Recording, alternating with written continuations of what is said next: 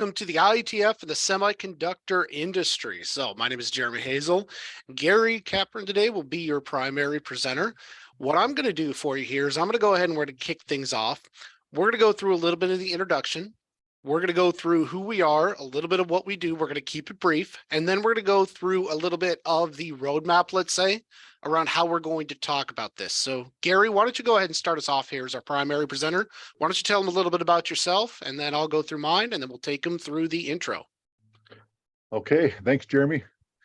Yeah, I'm Gary Capron, Micron Technology. Been working in semiconductor for over 25 years on the operations. I've been a process and equipment engineer. The last several years, I've been on the quality side.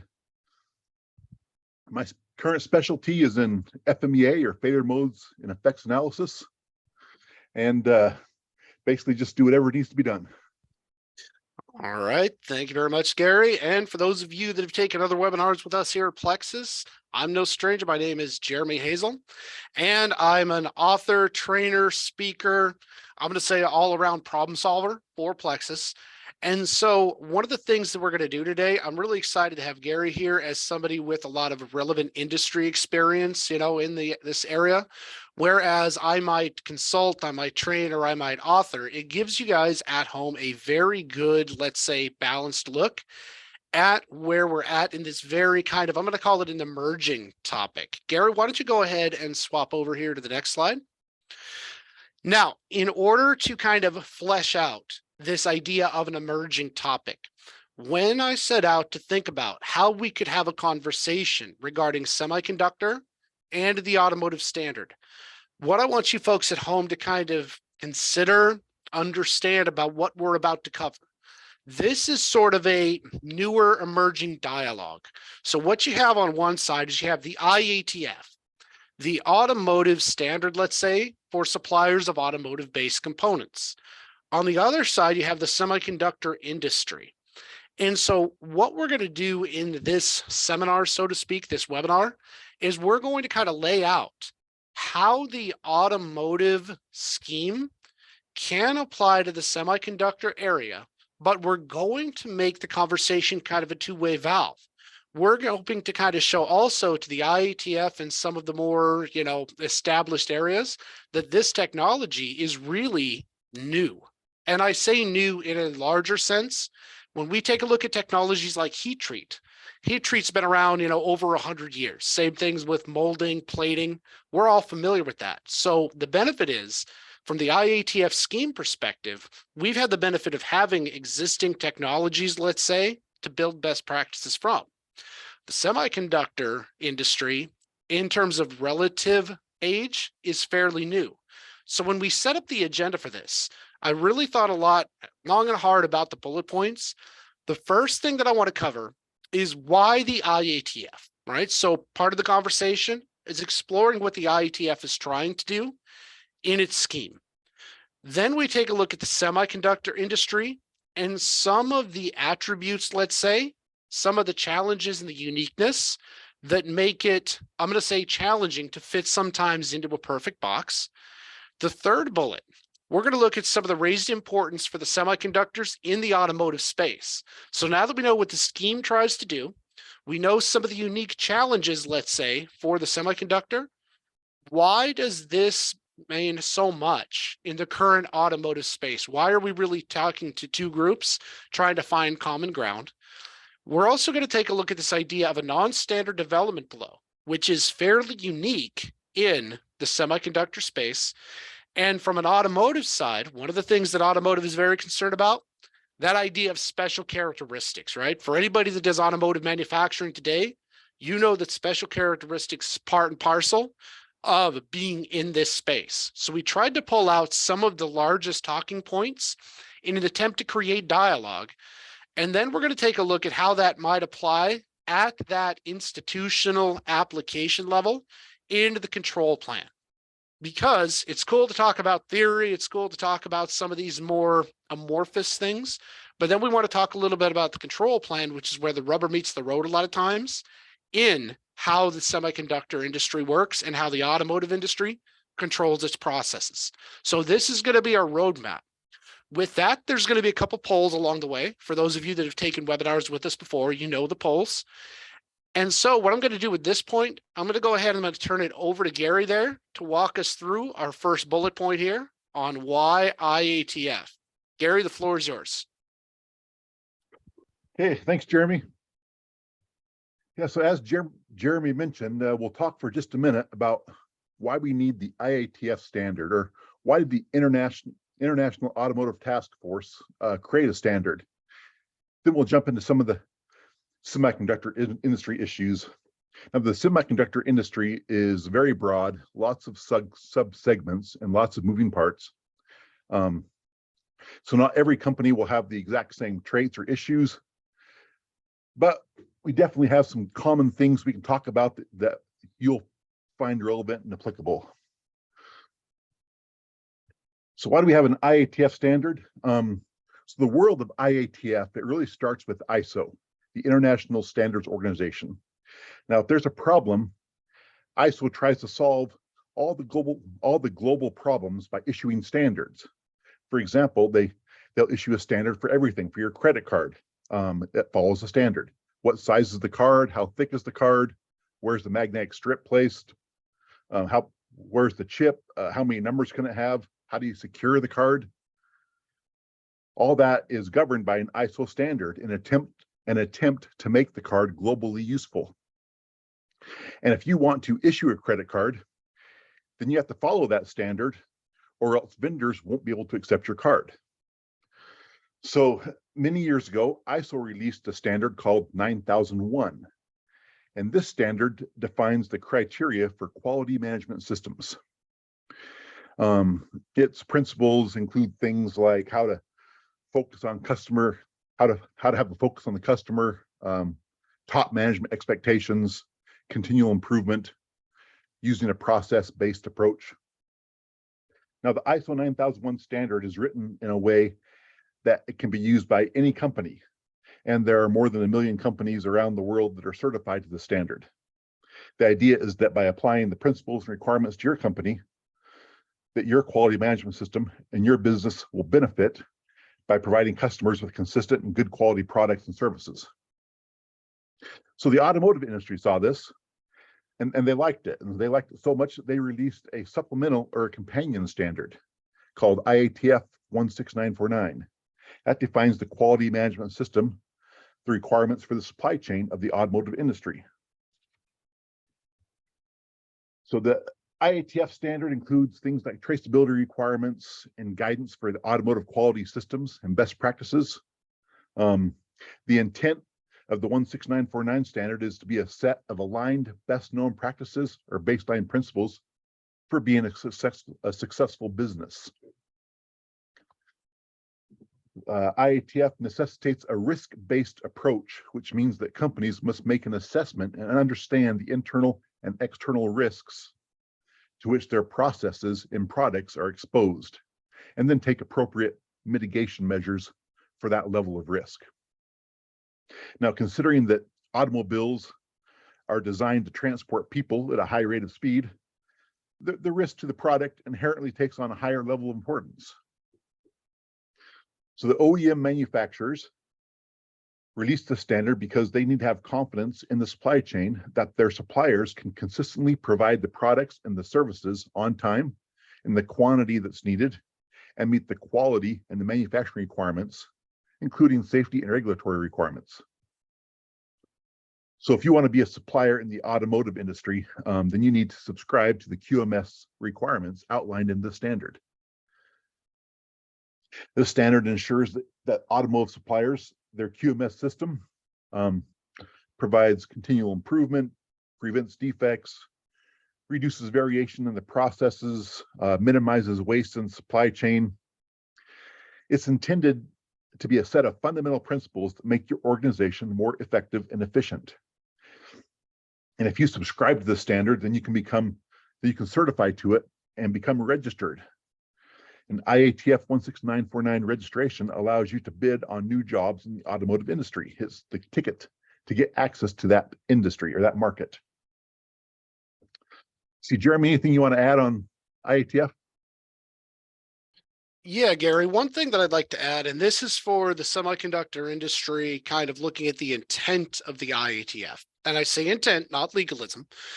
When we think about the intent, the way that I'd like you to think about it, it's a set of rules, let's say, guidelines that form kind of the conglomeration of best practices from every company that came before you.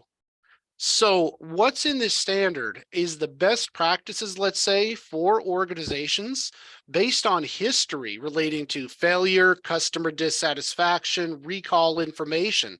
So a lot of the work in terms of, hey, we're entering into this new space has been done for you and codified through this standard. And as Gary said, if you're used to consumer components, let's say, like, small radios or something that maybe doesn't have a safety critical application, a lot of the additions for the automotive standard come from the fact that we are building millions of vehicles that go at very high rates of speed and transport our spouses, our children from day to day, from place to place. So when you think about it, if you look to the IATF, they're saying these are the bare bones minimums of things for manufacturers that really allow us then to have a common playing field. So if you understand that intent, now we can take a look at some of the uniqueness for what the semiconductor industry does and say, okay, I know the intent, I know why it exists. Now, how do we build some of the unique things that's unique to us into this framework? And what I wanted to do in this phase, Gary, from this step, is I want the semiconductor folks to say that this isn't something that is only for hard parts. This isn't something that is only for, say, chemical type parts like lubricants or solvents. This can apply to electronic parts. So now that we know this part, Gary, would you like to kind of walk us through some of the challenges that the semiconductor faces so the people on the other side know some of the complexities unique to semiconductors? Yeah, you bet. All right, so the semiconductor industry, has certain attributes that make it unique. Now, my disclaimer here is that these attributes are not just the semiconductor industry. Lots of industries see some of these same things, and not every semiconductor company can identify with every attribute I'm going to list. But I think the semiconductor folks here will relate to what we have. So first, the semiconductor companies are generally supplying parts at a tier 3 or components at a tier 2 level. And then the tier 1 companies will take those parts and components and use them in their modules and systems that are delivered to the OEM. I'll circle back and talk more about this, but the point is that we're typically not supplying directly to the OEMs. Second, semiconductor companies have a high level of automation in their processes, or in some cases are fully automated. The operators monitor the processes from remote locations. The manufacturing process takes place in a clean room environment, and the only people that go into that clean room might be maintenance and equipment technicians to work on the tools. The engineers will probably work remotely. So third, the semiconductor industry is a lot of cases making products that are commercial off the shelf, or what we call catalog parts. This means that the customer goes to the catalog and chooses a part for their application based on the specs listed in the catalog. The semiconductor company or the supplier likely doesn't even know which application the parts are going to or who the end user will be. The customer takes responsibility for the integration and the requirements. Catalog parts are often commodity in nature, meaning that they're produced with very large quantities or large volumes with very small profit margins. Now, while a lot of companies are making catalog parts, there's also a lot of semiconductor companies that make customized parts as well, especially on the foundry side. And the customized parts are going to be treated a little bit differently when it comes to your QMS requirements. For example, with customized parts, you may have to do prototyping, where catalog parts, you're likely just have customer samples or something like that. The next attribute I want to call out is the complexity. With semiconductor, it's very little tolerance for variation at process steps. And any variation or error at a step will make the part not function. And this may not be You may not discover this until many steps down the road, even days later, that the part had an error, several steps ago that caused it so it won't function. And each step will affect the downstream processing, or rather, every step is dependent on the preceding step being done correctly, and any variation of preceding step will affect the downstream steps. And so the process can be very complex and dependent like that. And finally, a lot of semiconductor companies may have both automotive and non-automotive customers for the same products. And your automotive business may be a large percentage or a small percentage of your business, but you likely have both automotive and not automotive. And when this happens as a supplier, you might have competing requirements between your automotive and your non-automotive customers. So I'll come back to this topic in a few minutes as well. So how important are semiconductors in today's automobile? Well, they're playing a larger role in the automotive industry every year. So many years ago, a car may have had just a couple of semiconductors, like maybe a car had an AM/FM radio. Well, today's cars and trucks have thousands of semiconductor chips and hundreds of what they call independent electronic control units, or ECUs. And a single ECU may have multiple semiconductor chips.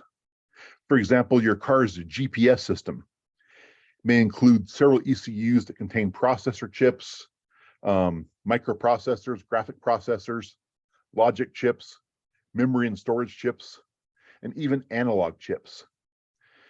In fact, in some automobiles today, the ECUs and semiconductors make up nearly 47% of the cost of manufacturing the car.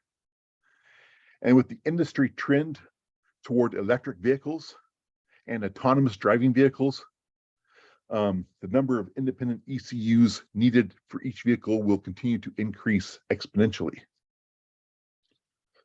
So they're getting to be pretty important. In your car today, what ECUs do you have? You have safety applications like airbags, lane departure warning, tire pressure monitors.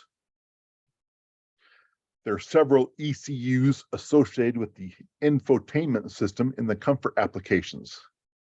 Remote keyless entry and start, your entertainment and your sound system. There's even networking tools.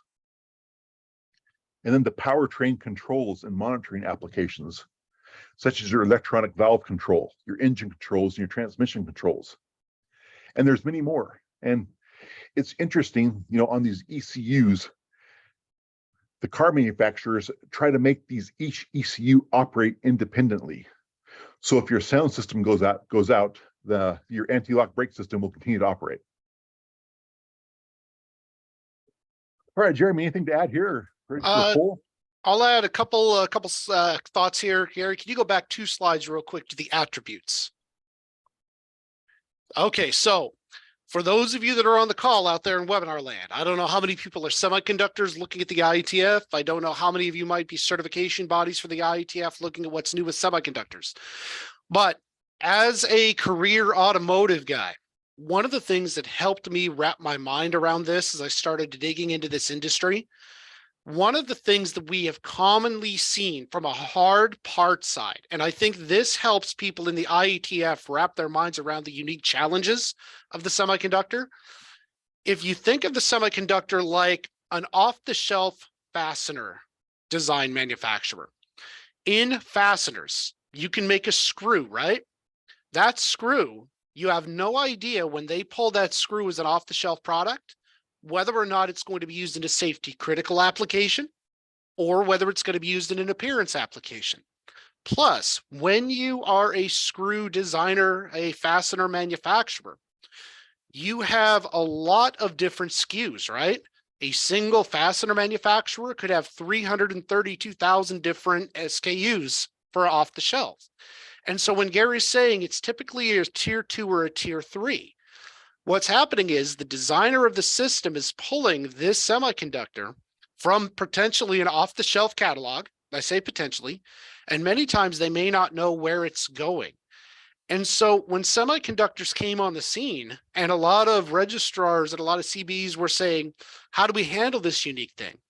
One thing that helped me was saying, we already have off the shelf parts and this sort of technology in some other automotive hard part manufacturers. But to Gary's point, one of the unique things for semiconductor that isn't in fasteners. So for my CBs and the automotive folks in the call, think of it like chemistry. When we talk about special characteristics, and this comes down to Gary's complexity comment, if you have chemical A and chemical B, and those two things interact, depending on the interaction, it will form a new characteristic in that compound for AB, which will then require offsets at every little area of the process going forward. So when Gary says that everything has to go right before in order for the next steps to go right, and there's a high level of complexity, this is something largely that is akin to that chemical side where subtle variations, even within tolerance, can create different ranges of the reaction, which then may require different offsets later in the process. And so from an automotive side, these are very unique things to semiconductor, and wrapping your mind around the unique aspects of semiconductor, but realize we've seen similar things in terms of areas to fit the scheme, has helped me wrap my mind around a lot in this industry. So Gary, that's all I've got on this one. Let's go ahead and go to the next slide real quick because I do want to cover this. Let's go to the next one real fast. Here, think about it this way, and this is another area for my automotive folks where semiconductor changes.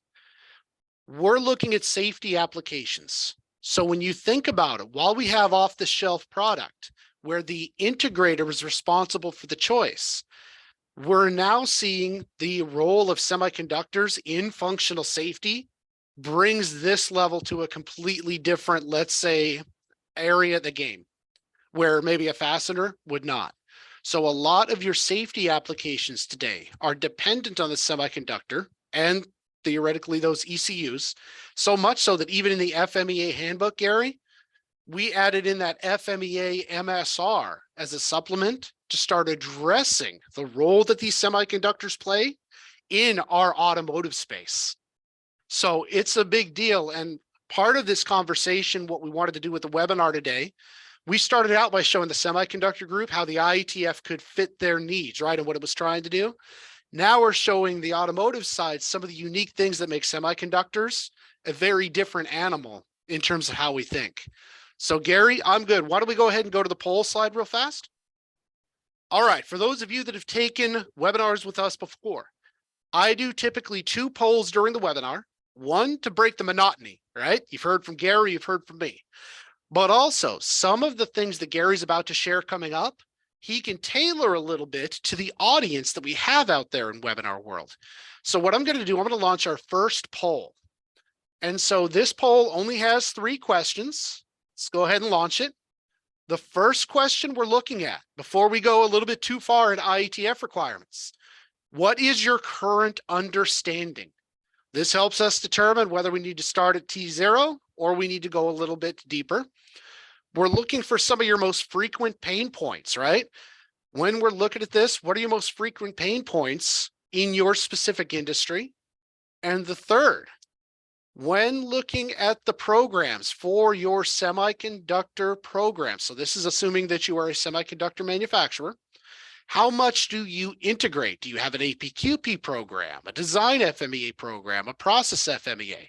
And the reason is if nobody has a design FMEA program, we're not even going to touch on it, right? We want to provide value. We want to make sure that we're answering your questions. So I have a rule. We end the fun when we get to 70% participation. So if you want the fun to end, we've got to participate.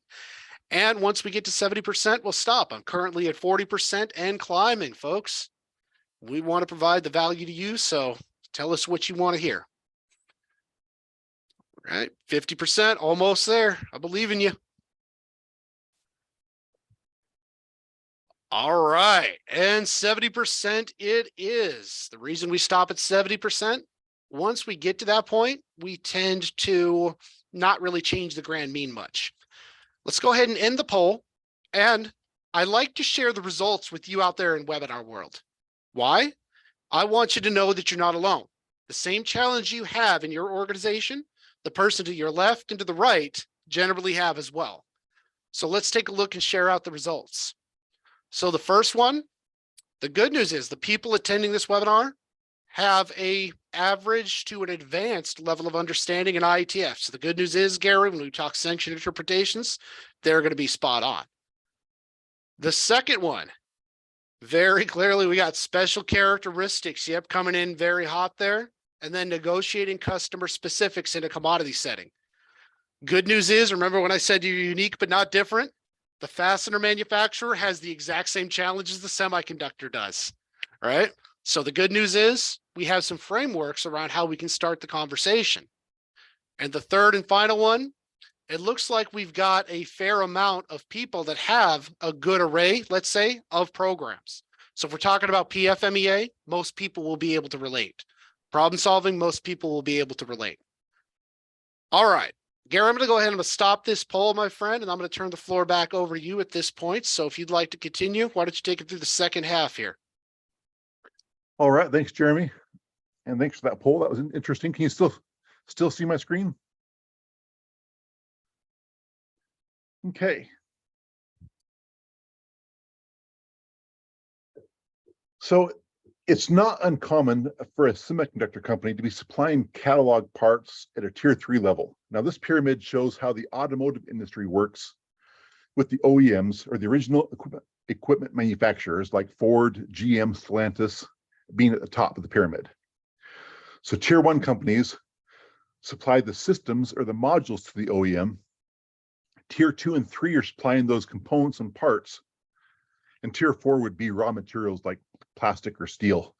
But when you're operating at a tier 2 or a tier 3 level, you may be far enough removed from the OEM and the end user that the intent of some of the IATF requirements may not be clear.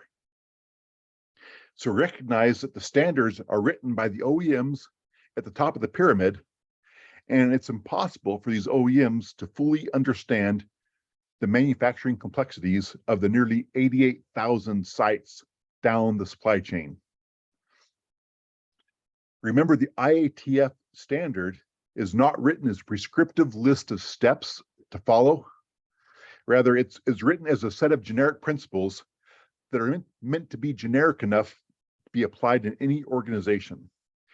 Now, it's up to you and your organization to understand and apply these principles in a way that adds value as intended, and it's not just a checklist of items to pass an audit.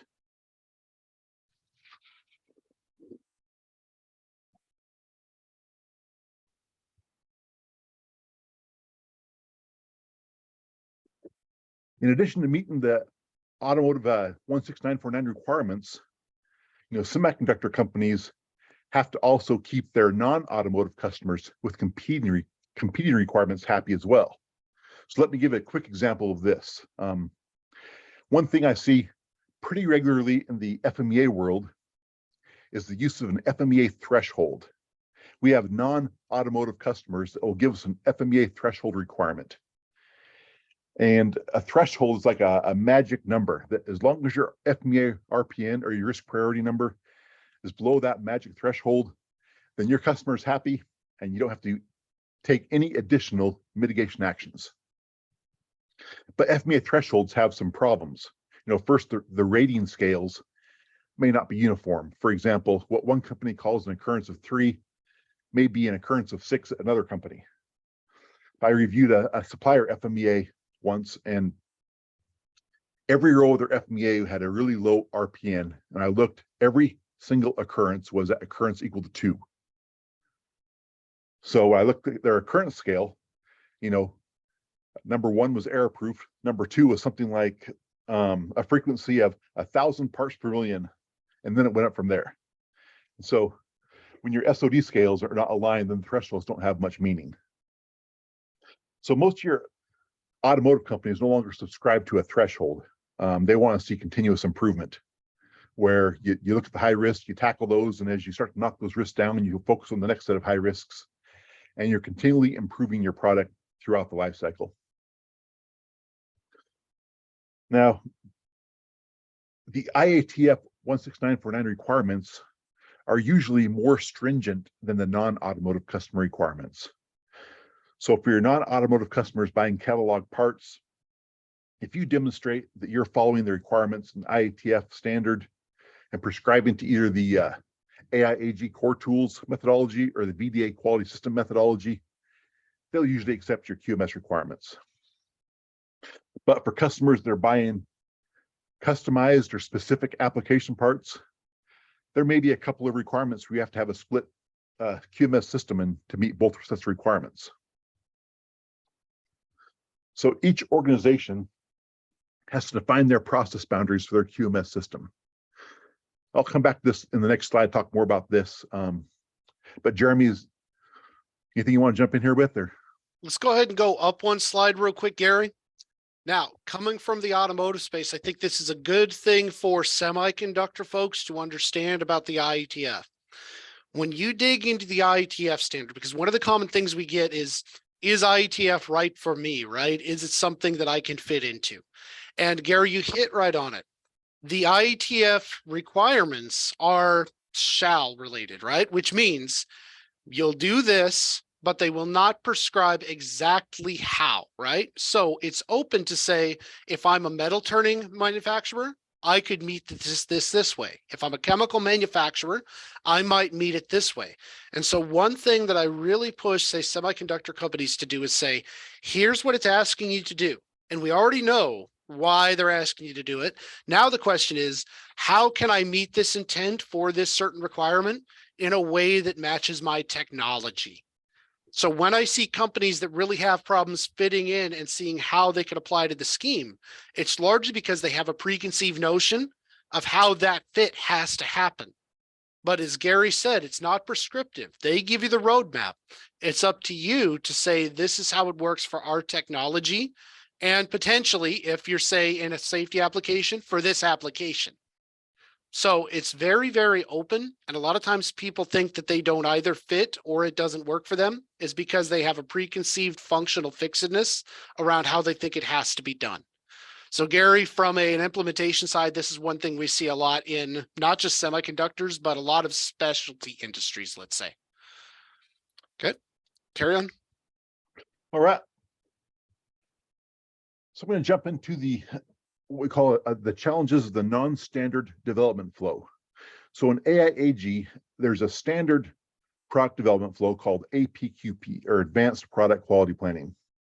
And the APQP flow starts with the planning phase. Then it comes a product design development and a process design development phase. Then there's a validation phase where you validate your product and your process. And then the production phase. Now, the first thing to realize is that the APQP flow was not designed to be a finish to start waterfall type project plan where the output of one phase feeds into the input to start the next phase. Rather, the phases can overlap and be worked on simultaneously, but it's still a standard development flow. And the standard development flow works for a lot of products. But what happens when you have a development flow where the development of an already existing manufacturing process precedes the development of the products that are manufactured using that process? Non-standard development flows are pretty common in semiconductor processes. In other words, the product design has to happen within the constraints and capabilities of an already existing manufacturing process. So anytime you have an established process that has tools and workstations already in place, you could be working with a non-standard development flow. With non-standard development flows, you need to define the timing and flow of information in your process. The timing may be different. For example, your PFMEA may be developed first before the design FMEA, or maybe at the same time as the design FMEA. And the information from your process FMEA will be used by the design team in their design and developing the product. Now, design failures that require particular attention to process controls still have to be shared and communicated to the manufacturing team. But the timing and flow of that information can be defined by your organization. So the key is you define your process and the boundaries and requirements, your process, you define the interactions and handoffs between your processes, and you define the timing and flow of information within your system and your process.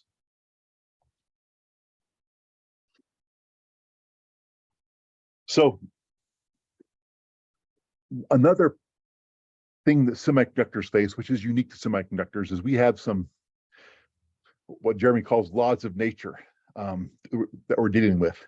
And so there's a law called Moore's Law. Now, this comes from a guy named Gordon Moore, and Moore was the co-founder of Fairchild Semiconductor back in the 60s. And he was also the CEO and co-founder of Intel, I believe, as well. And Moore has a law. His law is that the number of transistors on an integrated circuit will double every 2 years, and the cost of the computer will be halved every 2 years as the speed and capability and performance increases. So within an integrated circuit, we're doubling the number of transistors, always adding more and more. So what size are the transistors on today's integrated circuit chips? Let's put this in perspective. So a human hair is approximately 100,000 nanometers wide. Many semiconductor companies today are making transistors that are, say, 14 nanometers wide or 10 nanometers wide, which would be about 10,000 transistors in the diameter of a human hair. And they're getting smaller, 7 nanometers and 5 nanometers. I remember reading articles during the pandemic, a year or two ago, where some companies, like Apple and IBM, were creating 3 nanometer and 2 nanometer parts, and other companies as well. That would be around 333 million transistors per square millimeter of silicon. So what's the problem with this? We're running into a limit of how small we can go. So suppose you're building a 14 nanometer part. That means the transistor gate, and the transistor gate is that electrical switch where current gets turned on and off, or allows current to flow or stop. So your gate of your transistor with a 14 nanometer part is going to be about 70 silicon atoms wide. Now, suppose you're building a 2 nanometer part. That means your transistor gate is about 10 silicon atoms wide. And at these sizes, it's pretty hard to control the flow of electrons across that gate and the effects on the transistor itself.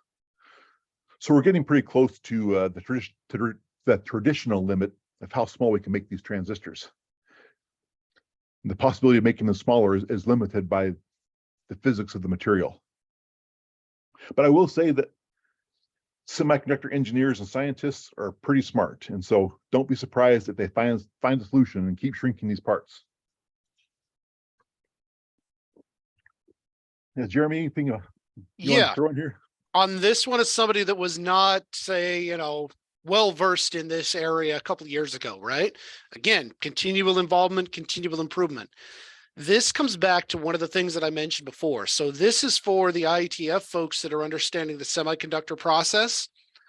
This industry, being relatively new, relatively young, occurs at a part in which we understand a lot more about, say, the laws of nature than we did when we started heat treating or metal turning or casting. So what Gary's talking about here is that as these transistors double and double and double, the size of this thing does not get any bigger aggregately, right? The parts tend to get smaller and smaller and smaller. We're reaching a point of where, physics, where the existing manufacturing process was already built at a level of understanding at that time for this level of application. So for me as a traditional automotive person, we are typically used to seeing, hey, we're going to turn a new piece of metal. Well, we're going to design something, and then we're going to build a process in order to meet our design intent. In this fledgling industry, as it matures, our level of complexity is expanding so quickly that our processes were built at our current level of understanding. So we have these non-standard development flows where the existing manufacturing process in semiconductors drastically changes from the model we're used to in a traditional manufacturing model where design plays a larger role in process design.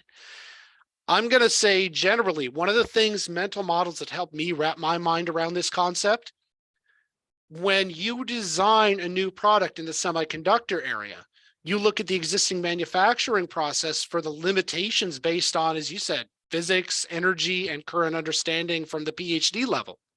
And from there, the designer is able to work with anything, but only within those boundaries from the process perspective.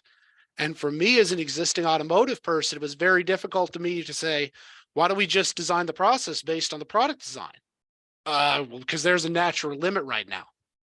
So this is, again, facilitating this conversation between the semiconductor side and the IATF to find middle ground, but to find some very stark contrasts in terms of why some of these unique challenges exist.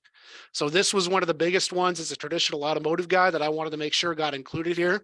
And Gary, I think you adequately explained it when we're talking about 1/10,000th of a human hair. That concept of variation in existing traditional manufacturing is absolutely astronomical. So, yep, carry on. All right, thanks. So I get a chance to get into my favorite topic here. I can't let a chance go by to not discuss this, special characteristics. Now, when we're talking about special characteristics, as with all requirements, it's critical that the first thing I want people to understand, it's critical to understand the purpose or the intent of a special characteristic. Now, the intent of a special characteristic is an awareness tool. It's designed to communicate the importance of a certain feature or item. And so when you're looking at how to apply this requirement, the requirement no longer says to identify special characteristics. That was in the old book, the ISO/TS. The requirement now says that the organization should use a multidisciplinary approach to establish its process to identify special characteristic. The requirement is you have a documented process to identify your special characteristics. And your process must consider two sources. First is externally from the customers, typically through CSRs. And second is the organization's own internal risk assessment. So you're going to look to include characteristics as special if that characteristic may lead to a failure of your product function in regards to safety, fit, form, performance, downstream processing, compliance regulations, industry standards, any of those type things.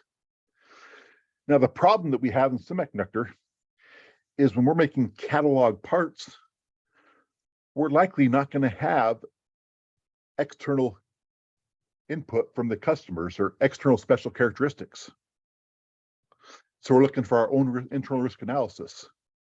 And so now we're looking at, on the internal side, we have a highly complex process. Every step could affect our function, our performance. Every step affects our downstream processing. And so it's hard to identify a special characteristic because every step meets that criteria. So you can still evaluate looking for regulatory or industry requirements, but with commercial off-the-shelf parts, that may not be applicable. And then when you have a fully automated process, you're not wanting to update your work instructions with, annotated special characteristic symbols anyway. You don't want the team to, be making changes or of that fully automated process. So there's not really anything to communicate.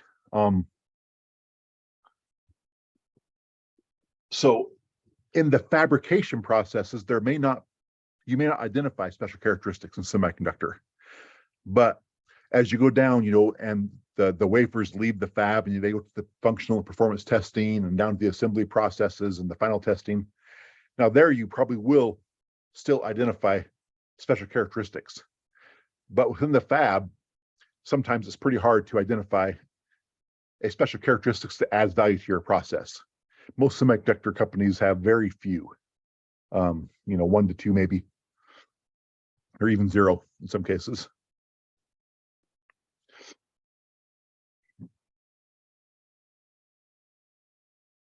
Jeremy, anything on special characteristics? No, kind of making a connection on this again from the standpoint of the career automotive individual. Let's say that you're off the shelf, right? So you know your CSR and you know that it's going into a safety application. What Gary's saying in terms of translation here is that at the fabrication side, everything might be special, but in reality, knowing the application, maybe you identify special characteristics at this step, not at this step. So it's entirely possible earlier on in the chain, there are no special characteristics because of the off-the-shelf nature or the, say, commodity nature of the product. But as you gain more information based on unique applications, you could arrive at characteristics further down the chain. Gary, is that a good Exactly. summary? Yep. Exactly. Yep. So for me, again, as a career automotive person, that was a challenge. And I think Gary hit on something really important here. Notice the change in tense. You'll document and implement your process to identify. That's a huge word. That one change in word, in verbiage, makes a huge difference. So Gary, that was a great call out on that one. And I know you taught me an awful lot about that over the last couple of years. So back to you, my friend. I think we're ready for a poll. Second Ready poll. for a poll? All right. Tired of hearing us John over here. All right. Let's go ahead and do our second poll, folks. This is 2-2, and then we're going to kind of wrap up. We got one more topic to talk about. We're going to go ahead and launch poll. Again, another 3-questioner. The first one, we just got done talking about APQP. So I'm interested. How would you rate your current application of APQP relating to your semiconductor, right? We're not sure how the traditional automotive model applies. We're doing some form of APQP, but maybe it's not working. Or, hey, we got that down and we actually have a really good gated process that keeps delivering time after time. Also, because we talked about non-standard flows and the traditional change from a DFMEA to PFMEA linkage, notice I said traditional change, how would you rate your application and design? Because working with semiconductor companies, I will tell you that is one of the things that they struggle with from that side. And the last one, how would you rate your current application of process? And the reason why we did these polls afterward is now you know kind of some of the differences at a generic industry specific versus theoretical automotive level. And so this helps.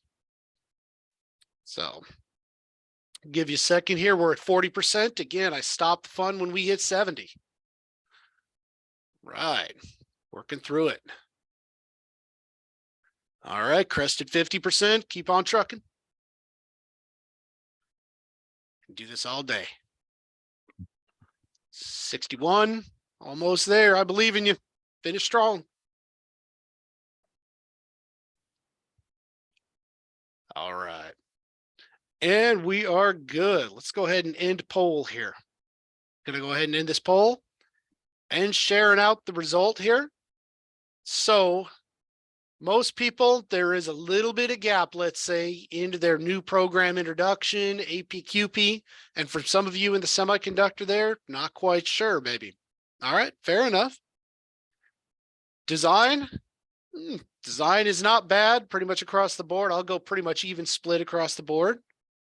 And for PFMEA, and this is not a surprise, most of the semiconductor responses there, most semiconductor companies have a much stronger handle on the process FMEA, again, for reasons Gary just mentioned, than they do, say, the design side. So this was good. All right. I'm glad we were able to drop a little bit of knowledge, share a couple pieces with this, and then kind of say, now that you've seen kind of what could be, where are you at? So let's go ahead, Gary. I'm going to go ahead and I'm going to take it from here on this one. You want to go ahead and give me the next slide? All right. Anybody that's been to the doctor in the last couple decades, this is a very large initiative about 2 decades back. This is the pain chart, right? So one of the things that we've had, and I wanted to include this slide because as somebody that goes from company to company to company, these are the top areas that people talk about when it comes to pain. The automotive industry utilizes the control plan. The semiconductor industry also utilizes the control plan in some form or another. And when we talk about up here, most semiconductor companies, their pain point is my control plan and the way that I control my process I keep getting told might be wrong, incorrect from an automotive standpoint. Now, I'm not saying it's wrong. I'm not saying it's incorrect. I'm saying they've been told from certain entities that there are challenges. So when we thought about this discussion, bringing the two sides to the table, I wanted to show you how the IATF, with the help of certain work groups, Gary, you're going to talk about that here in a second, has created a couple sanctioned interpretations, right? So what they attempted to do here, hearing the conversation, the IATF said, you know what, we hear you, and we're going to take a look at it. We're going to take a look at the work group, and we're going to try to get this down from a 10, maybe right around in here. I'm never going to lie to you and tell you that it'll be a perfect 0, right?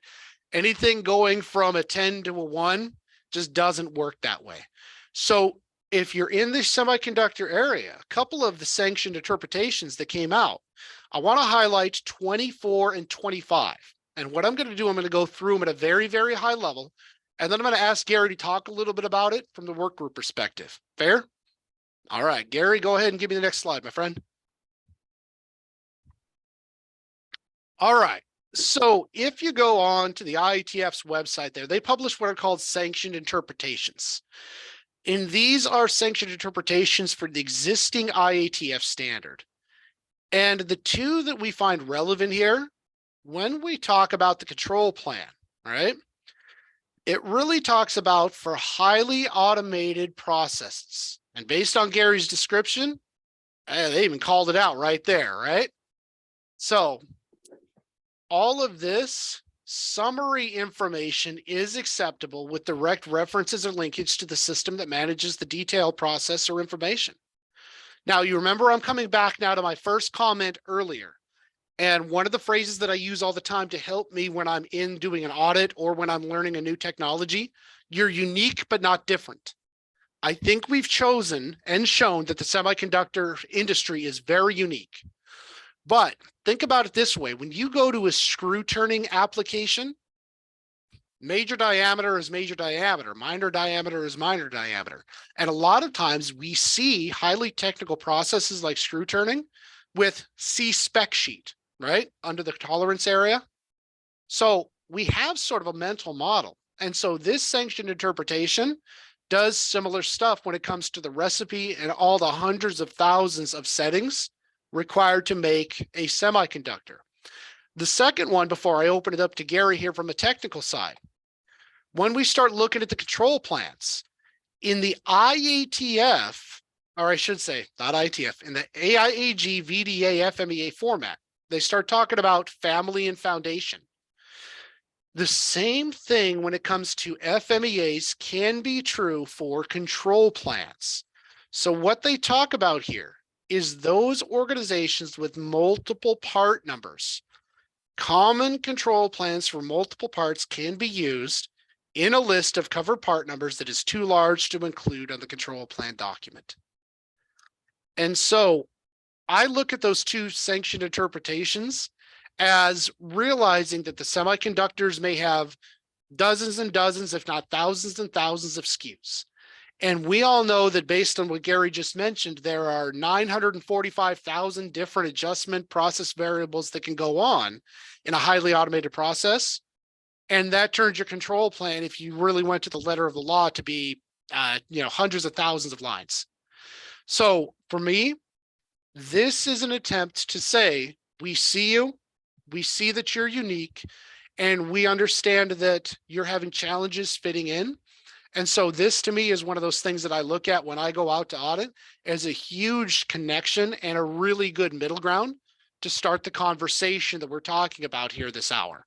Because again, we wanted this webinar to just be a conversation around how two things that we see and we interact with here at Plexus can communicate and work together. Gary, do you have anything to add from work group, technical, or anything that you might, you probably forgot more about this than I will ever know? Yeah, I'll add just a little bit. These two SIs are huge for us.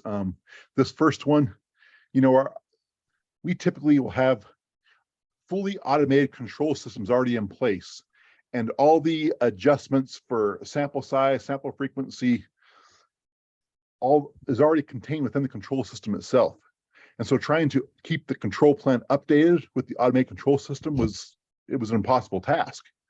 And so this first one allows us to just refer to that control system. It's huge. And the second one, like you're talking about, we do so many things at a family level in semiconductor. You know, we'll have 100 parts that are almost identical. And so we'll have like one FME or one control plan for those, and be able to just use a family designation in that header instead of trying to list all 100 parts. It's a huge deal for us. So yeah, really appreciate, you know, the IAOB and really AIAG with their work group to get this together. So AIAG, you know, put together a work group a year or two ago. And hats off to them. You know, Dave Mims has been a great facilitator in that group, and they got together several semiconductor companies to talk about some of these problems and you know, give input. And to recognize some of the semiconductor member companies that work group, you know, Infineon, NXP, onsemi, Texas Instruments, Micron. We have Applied Materials from the equipment manufacturer side. You know, have all been part of that. I'm probably forgetting somebody, but anyway, it's been a really good group that's helped give input on some of these semiconductor specific issues and problems. All right. I think that's really important, folks, in terms of the theme for this webinar. Again, we wanted to say we have two parties at the table, and Gary's just mentioning this is where the middle ground is happening. And I think this is kind of a very good step in terms of getting these two groups to say the scheme fits us and we fit into the scheme. Gary, you want to go ahead and take us into the next slide, my friend? I think that's it. We're All right. Q&A, I think. Chris, I think we're ready for you, my friend. All right, folks. Thanks for your time today, Gary. Jeremy, thank you. Before we get started with the questions, and we just have time for a few here, if you do have any other things you want to ask us, feel free to submit it. We can get back to you after via email, or feel free to shoot us an email on our website. Real quick, we do have more related content to semiconductors, special characteristics, and more on our YouTube channel. I want to check that out. I want to jump into the first question for you guys. So when we are listing out special characteristics in the control plane, where would that be implemented, or where would it be measured? Well, it really depends then. So the control plan has your special characteristic designation as part of the standard form. And so where it's measured is largely dependent on which station, right, it's measured at. So in the control plan, it'll identify the special characteristic, and then it'll say, listen, let's say it's formed at operation 20, but it's measured down here at final inspection at operation 50. You redo that special characteristic, or maybe identify it for the first time, as Gary was saying, at that inspection step, even though it might have been formed at op 20. It's the inspection of that characteristic at that step that may create the special characteristic based on the customer usage of it. Maybe it's aspect, you know, in a safety type of application. So it would go in the normal space for a special characteristic, but where it's measured in that area would largely depend on where it fits within the process flow. Gary, would that be a fair interpretation from a general sense? Yep, I think you got it. Okay. And but folks, I only talk in generalities there. I'm not even going to pretend to say I know your unique pain. So, nope. Great, thank you. We'll take two more. So this first one, we've got Paul. Paul's makes photolithography products for a global chemistry supplier. Basically, we're wondering, IATF pushing down through the entire supply chain, all the way down through tier N, or could we get with some of these requirements? No problem. This is a good conversation about the IATF. And to this, what I would guide you to, there is a section in 8.4 of the IATF that talks about supplier management, right? And some of it talks about to which level for which suppliers you might demand IATF, which levels need just ISO 9000. And what it talks about is you have to assess it from a risk-based perspective. And inside the standard, it gives you a couple other variables, right? So the point is, if you are just making the lithograph material, you could be tier 50th, right? For in the tier chain. It really is dependent on your customer, the person who you supply those lithograph materials to, let's say, to do their step, where they want you based on their supplier performance. I'd love to tell you that the IATF is going to say from tier 1 to tier 50th, everybody's going to be IATF. But you might provide say a lithograph style product that where automotive is only 5% of your business, and the customer may not be demanding you go to that level. So it very much is there. That's why I refer you back to the area of the standards so that you can see some of the rationale. It'll talk about supplier QMS system development. And so I'd go there for the facts on that one. Gary, do you have anything that's contrary to that? That's where I would guide them. Yep. Yep. Great. Well, we're over time, so folks, I'll let you go. Get back to work for the day. Gary, Jeremy, thank you again once more. Folks, if you want to catch this on demand, you got more questions for us, check us out on the website.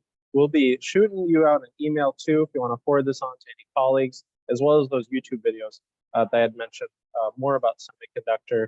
Folks, have a great day. We'll catch you at the next one. Thank you. Bye.